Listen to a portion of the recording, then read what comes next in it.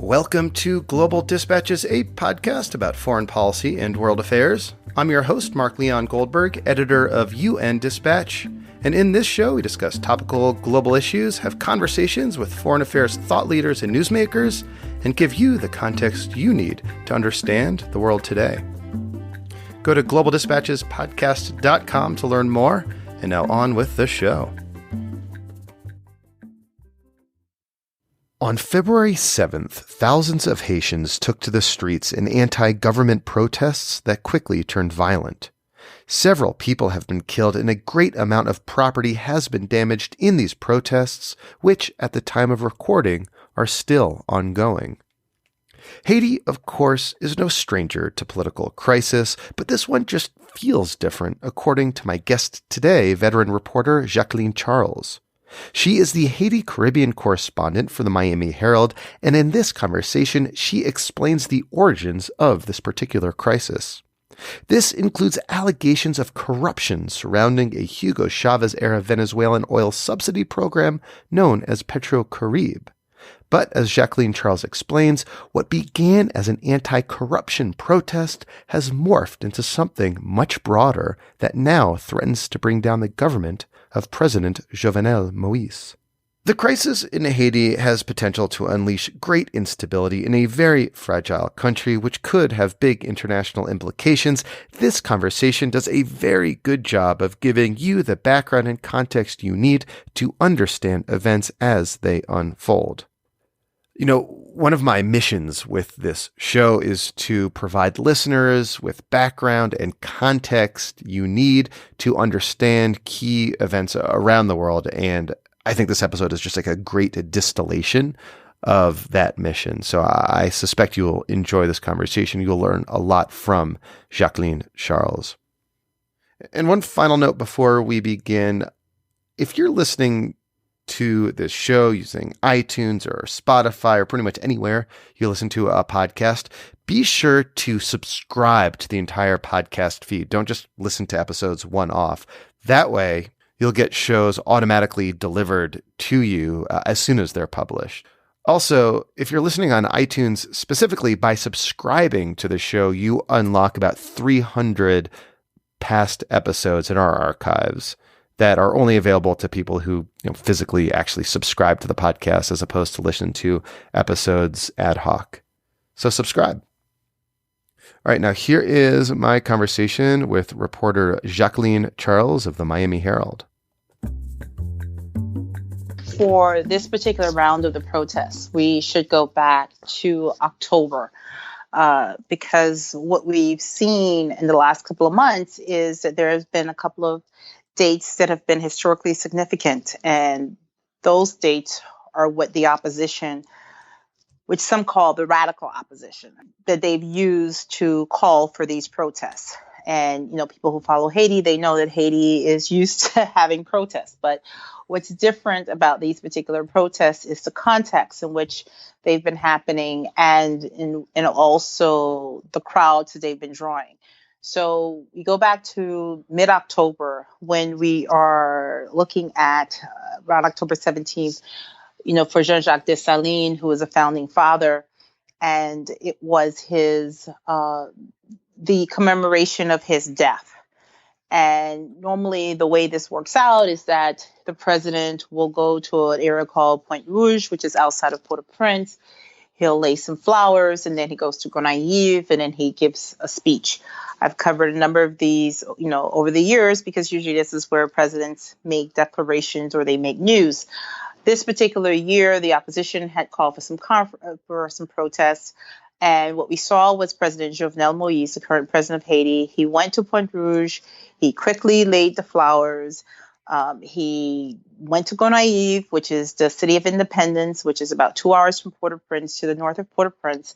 And on the way back, he flew back in a helicopter, but the government, the prime minister, or members of the government, they were actually blocked because protesters had already started to put up barricades along this national road, route number 1 in Port-au-Prince. There were also protests, and we saw protests in major cities across the country. And at this point, what the main theme of these protests were the issue of corruption and Petro Carbibe. Petro Carbibe is a fund that Venezuela set up under Chavez, where it provided oil at a discount price to Haiti and a number of countries. Back when in oil was Central. expensive and back when Venezuela was making lots of money off of oil, they set up this Petro Caribbean program. Yeah. Exactly. So when oil was $100 a barrel, it was very advantageous for Caribbean and Central American countries to be part of this program. And basically, they got the oil. They didn't have to pay the money until 25 years later, and the loan was at 1%. What they were supposed to do with the savings is to put it into social programs like housing, healthcare, and other things. In the case of Haiti, January 2010, the earthquake happened. Venezuela forgave all of that debt, and then Haiti started to accumulate new debt. So under former President Michel Martelly, the country basically accumulated almost $2 billion. And so you had both in the country and on social media, this campaign was starting asking Petro Carbibe, where's the money, the Petro Carbibe money? And so you had, concerned citizens in Haiti who were just doing sit-ins, but they wasn't really picking up much traction. But then on social media, all of a sudden you start seeing this traction, this momentum that was building. And so here we are in mid-October, and there's this protest, and all of a sudden people are asking, where's the Petro Caribbean money? Can I ask, what's like a good, reliable estimate of the amount of Petro Caribbean money that was, siphoned off through corruption? Well, according to the Senate, the Haitian Senate, did two reports, and the estimates are really about $2 billion. You will hear people talk about $3 billion, but really it's the debt that Haiti owes Venezuela today. And the debt is about $1.8 billion. And it's that $1.8 billion since 2010 that people have been asking for an accounting of. What did you do with the money? Where did it go? When I'm driving around Port-au-Prince, I see buildings that are half built, or I see buildings that haven't been built. But I remember you said that you were going to build a new parliament. You were going to build a new Ministry of Interior. You were going to build a new Supreme Court.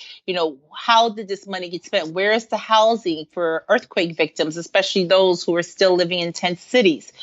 So obviously, almost 10 years after the earthquake, the one thing, the visible sign of progress is the rubble is gone. But you struggle to see where the money went. Can I ask, is there like any like forensic accounting of like where the money went? Like, do we know if it's like an offshore accounts in some, Haitian oligarch accounts or some politicians' like pockets? Well, the auditors for the country's auditors, government auditors, just recently issued a preliminary report, the first of two reports that they are going to be, that they were tasked with doing. And what they basically did was that they looked at contracts that were, signed or the government engaged in. And it was supposed to be funds from the Petro Caribbean money that were supposed to pay for these projects. The problem with this is that, you tell me that the government signed a $10 million contract for a road, but you see that $8 million was paid out. But now what you need to tell me, and what they haven't been able to tell anyone, is did indeed that company that's on the line item, did they get that $8 million? And was that road actually built? And how much was that road really, really worth? And if that road was worth $6 million, then what happened to the other $2 million? I mean, the problem with this is that, all of a sudden you get trial by jury, and the jury is the public, and people jump to all kinds of conclusions. So on the one hand, while you have the government auditors that have put forward, contracts and have named businesses and individuals, including the current president, his name has been cited in this report as having received Petro Caribbean money for projects, you haven't taken it a step further to really say to the public, well, what happened? So now you're judging people or deciding somebody's guilty or not, and it becomes almost like a public lynching. And I think that's the fear from a lot of people. I mean, we're not there yet, but there's been that sort of building, momentum. But at the root of it, at the bottom of it, it's the fact that here's a country that's poor. People are suffering. They don't have health care. They don't have running water. They don't have sanitation. Today, the domestic currency, for whatever it was worth, it is in a free fall against the U.S. dollar, on top of the fact that things are increasingly out of reach, basic staples like rice and flour, which are imported. And people are saying, but wait a minute, you wasted $2 billion and I don't see what you've done with it. And I don't see an economic program. So all of this frustration is what went into that October protest, where you had people, it was mostly an anti-corruption protest, okay?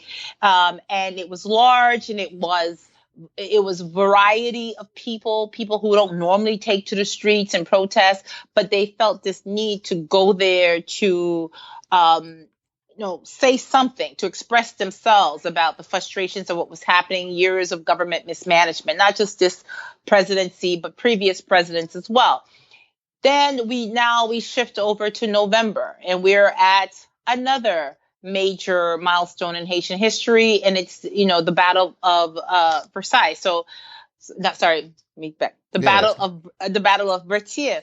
And this was like the last decisive battle before Haiti independence, and it's usually commemorated by the sitting president in the north of Haiti, in Cape Haitian.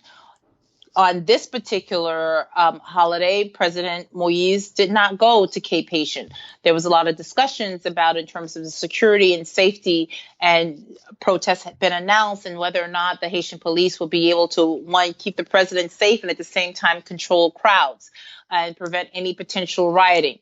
So he did not go, and we again saw large crowds. And now we saw there was a shift in the tone. It went from an anti-corruption protest to a referendum on the president, where you start hearing a chorus of voices now saying the president has to go.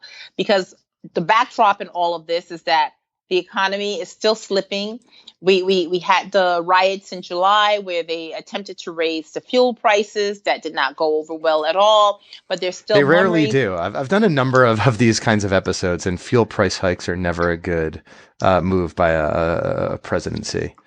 Exactly. And so, but there's still murmurings that are going on. The president has made a lot of promises, electricity 24/7, but they don't come to fruition. So the frustrations are really growing and growing and growing beyond just the issue of corruption. So now it's become this, referendum on the president that he has to go. Now we come into December. The country has a fuel crisis. People are driving around. They cannot find fuel. They can't find diesel. They can't find gasoline. Meanwhile, they hear that there are 2 tankers off the coast of Port-au-Prince. They are filled with fuel, but the government owes $70 million US to them. And so we're going weeks and weeks into this, into the holidays. Are these tankers visible off the coast? They were sort of visible off the coast, but people, they just knew. They knew they were there. Yeah, but by the time people sort of realized the tankers were there, we're now already sort of deep into the throes of the situation, because literally gas stations are now closed. They're closed. They're not. They're no longer rationing off the gas. They're just like, we've shut down. We have no more fuel. We can't help you. And so the government manages to pay $35 million of the $70 million. They get some fuel in the country, but it's very clear that fuel is only going to last 3 weeks or less, because people are going to stockpile. And that's what actually ends up happening. But there's still, $35 million worth of fuel out in the ocean off of the coast of Port-au-Prince, which is the capital. And every day those boats are there, it's collected, there's a demurrage charge, $20,000 to $25,000 a day. So you're already poor. You already can't afford the $35 million. Now, on top of that, you're being charged $20 to $25 million a day for this tanker that's sitting out there with fuel. So we're in January. Everybody was kind of expecting something around January 1st. There's Haitian independence, but we're in the midst of a fuel crisis. So you don't get much in terms of a protest. But now we're coming to February 7th, and that was this past Thursday. So this is a hugely symbolic day. This is the day 33 years ago that President for Life, Jean-Claude Baby Doc Duvalier, left Haiti, was forced into exile into Paris. And it's also the day that marked the ushering in of democracy, the day that Haiti divorced itself from dictatorship and basically engaged with democracy. And Haitians are saying, what has this brought to us? It's been 33 years of instability, transitional governments, UN, involvement. The economy has gone from up to just down. Today, the domestic currency is, 83 goods to $1, meaning my purchasing power, is almost non-existent. I can't afford flour. I can't afford rice. Bakeries in Jacqueline, which is a city in the southeast, a touristy city, they shut their doors because they say, hey, we can't afford the price of flour. And in a sign of protest, we're shutting our doors. A little bit further south in the southwest, in the city of Lekai, one of the largest cities in the country, you have stores who also close their doors out of protest because of the rising prices. And the opposition has called for protests on this day. This also happens to be the 2-year anniversary of President Jovenel Moise, when he took office 2 years ago. And so on this day, you see protests. There's like a lot going on that one day, February 7th. So these protests were called for by the political opposition, as you said. Is that right? Yeah. And like, how did these protests turn so violent? It seems so quickly. Well, what's happened, and everybody has sort of their theories, right? So, I mean, what's happened here is that while the opposition has called for people to come out onto the streets, what's also happened is that people are genuinely frustrated. I mean, there's this debate that's going on within the international community and even among supporters of the president that are saying that it's individuals in the private sector and the business class who are paying for people to take to the streets and to protest. And I'm not saying that may not be the case, and I don't think anybody is saying that, but to decide that is what's leading this charge, I think, is a real disservice, and it's a huge miscalculation, because the reality is that people cannot eat, and people are expressing themselves because it's their stomachs, that are leading them. I mean, that is a huge reality. Today, the economy is in shambles. And what's happened is that what we've seen the last couple of days is that anything that sort of symbolizes wealth, people are lashing out at. I spoke to the mayor of Petroville a couple of days ago. Petroville is a city that we often describe as this Tony suburb in the hills of Port-au-Prince. It's where you've got luxury hotels. It's where you've got nice homes. You've got restaurants. And yeah, you also have a huge bidonville there called Jalousie. But Petroville basically stands for wealth, right? It symbolizes that. And the mayor says to me, I can't understand why these protesters are fixated with the city of Petroville. And sure enough, when they have these protests, they go up to Petroville and then they come down to try to, infiltrate this barrier that the police have set up to keep them away from the palace. There have been reports about people's cars getting slammed, with rocks. And yesterday was the most violent, I would have to say, because we saw the looting and the pillaging that went, that went on.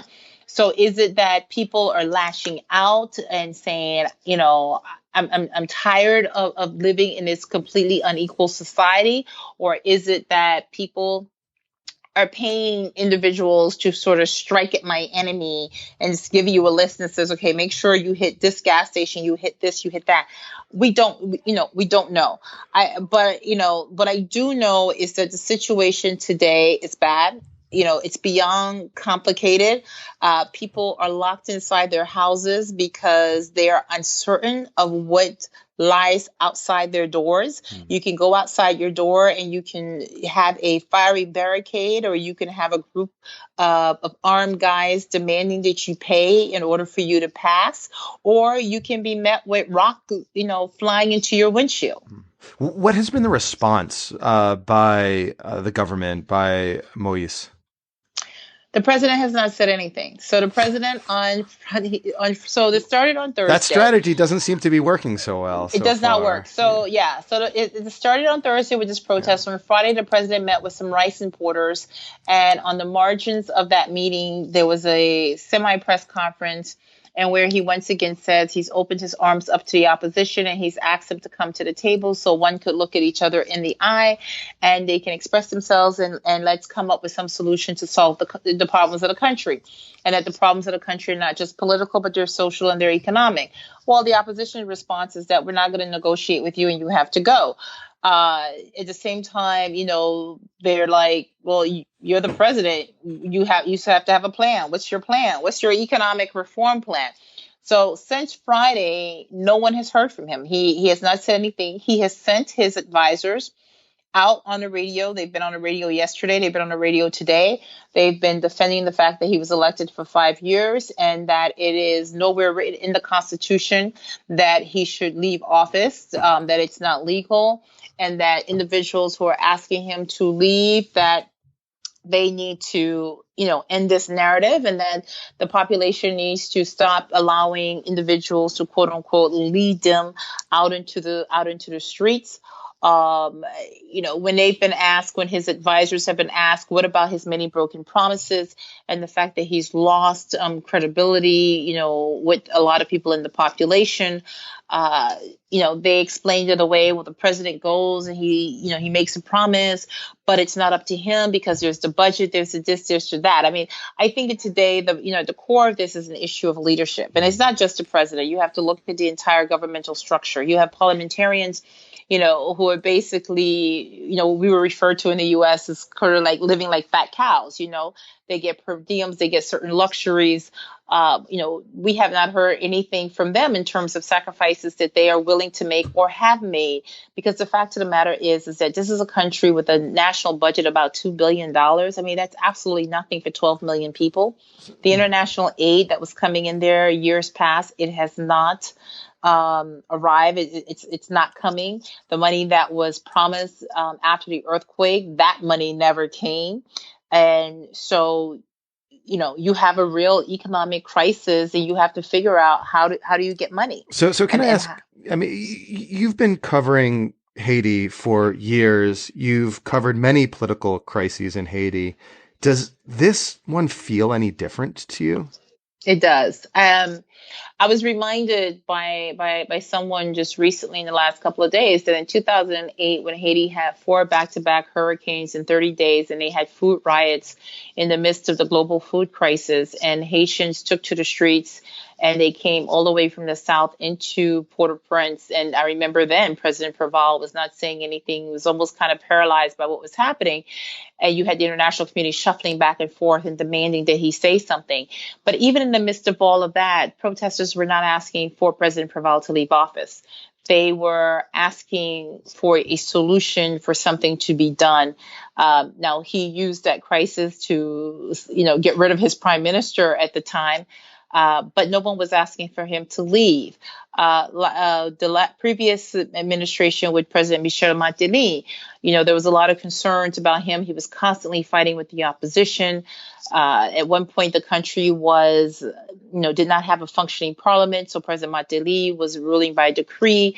Everybody from Haitians to folks in the international community was afraid of what that would mean. Would he become a quote unquote dictator or semi-dictator? But I can tell you that during the tenure that he ruled, decree, meaning as president, he could do what he wanted because he didn't have the checks and balances of parliament was not there. He did not take advantage, of that. And at some point, President Martelly realized that he had to go and sit to the negotiating table, and he had to sit and talk to the opposition, and he had to take a member of an individual from the opposition as prime minister. Now, in the end, he worked that to his advantage. Don't get me wrong. But the thing is that he recognized the problems and he addressed it. The situation here with President Jovenel Moise is he went into office promising to have a coalition government, and that has not been the case. I mean, he, even people who are supportive of him, I mean, their frustration is that he only takes advice from himself. He's not a team player in terms of bringing in other individuals that are not necessarily on your team, but looking at how can we govern together. Even today with his current prime minister, Jean-Henri Séan, I mean, he has their problems. They barely speak at times. And today, one of his chief advisors are all over the radio, Gabriel Fortuné. He's on a campaign to get the prime minister remove. I mean, he's saying that the government should make a sacrifice in this to help the president out, and that means that the government should resign. Well, do you see this ending in Moise's ouster? Or another way to put this, I mean, how do you see this situation playing out over the coming weeks? I mean, is there also a potential that things could get worse, things could get more violent? Well, in Haiti, there's always the potential that things can get worse. Haiti is the land where the impossible is possible, but I don't think anybody can call this right now and say, what's going to happen. I think the president believes that he does not need to resign, that he is not in the situation of 2004, where former President Jean-Bertrand Aristide was forced to leave office. People who look at this and say, okay, even if he hangs on, they don't see how he can come back from it. But again, this is the land where the impossible is possible. The problem today is that this has gone on for a very long time. We are now in day 6. I don't remember, it going this long. People are not just getting cabin fever, but they're running out of food. They've run out of fuel. The concerns are growing even in the international community with their own staffers. People are scared. People are putting their kids and their wives on airplanes and shipping them to Miami until this cool out. I think one of the fears is that this can become the new normal, where you have a situation where, okay, people start to go out because they just can't take it anymore. But around the corner, there is that firing barricade that's there. There is a protest that's announced in this town. There is a protest that I don't know if you've ever seen the pictures. Sometimes you see there's a protest going on and there's a Haitian woman walking and she's got a basket on her head just going about her business. Yeah. That's the classic of the genre, I think. Yeah. So that is, so that is the concern. The president's advisors are saying, he recognizes, he's conscientious of that there's a problem, but they do not feel that the solution to the problem is that he should be willing to put his mandate on the table of discussions. And meanwhile, you have an opposition that really has not presented any plan themselves. I mean, they're saying the president has to go, but then what? And what is your plan? Because at the end of the day, there is a real problem, and it's called the economy, and so what's your plan for fixing the economy? Yes, you may have a person who doesn't inspire confidence, but are you going to inspire any more confidence? And, and nobody has seen that plan. So I think at the end, I keep thinking about, what's happening today. And I'm wondering if this is the point where we've arrived, where people are saying, Haitians have to figure it out for themselves, that every time this place gets ready to hit rock bottom, somebody comes and pulls it up. And maybe this time around, I'm wondering if there is a silent decision to sort of let it hit rock bottom, but it's at what cost? Because the costs are high. There are people who've already lost their businesses, and there's real fear that the next will be, people in their homes, and that if you let the streets decide, you will get to a point of sort of no return, with the chaos. Jacqueline, thank you so much for your time. This was very helpful context to understand what's going on, and I encourage everyone to read your stuff on the Miami Herald and follow you on Twitter to keep following the story as it evolves. Thank you. This was very helpful. Okay. Thank you. All right. Thank you all for listening. Thank you to Jacqueline. That was very helpful. That, as I said at the outset, was like a good distillation of the mission of what I try to do with the podcast, is give you context and background to understand ongoing world events. And this is a great example of that. It was great to reconnect a little bit with Jacqueline. We met each other a couple of years ago at a United Nations Foundation press fellowship program around the United Nations, where I was introduced to her great reporting on issues in the Caribbean. She is a star reporter, an award-winning reporter, and I highly recommend you follow her work and follow her on Twitter as well. And I'll post a link to her Twitter feed on globaldispatchespodcast.com. All right. See you next time. Bye.